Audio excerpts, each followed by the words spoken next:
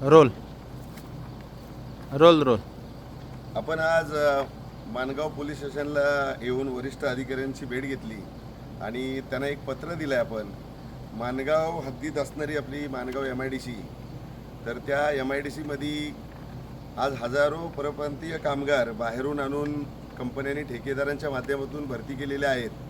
तर प्रत्येक कंपनीत किती बाहेरचे परप्रांतीय कामगार आहेत यांची चौकशी करून अहवाल तयार करावा आणि MIDCच्या प्राधिकरणाबरोबर आमची महाराष्ट्र नवनिर्माण सेनेची बैठक आयोजित करावी.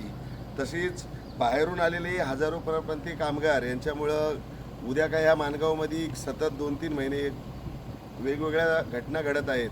तर उद्या मोठं अजून काही घडलं तर याला जिम्मेदार कोण? म्हणून हे परप्रांतीय कामगार जे बाहेरच्या राज्यातून आलेले आहेत तर ह्यांचा पूर्ण डेटा पोलीस स्टेशनकडे जमा असावा यासाठी आत्ताच आपण निवेदन दिलेलं आहे.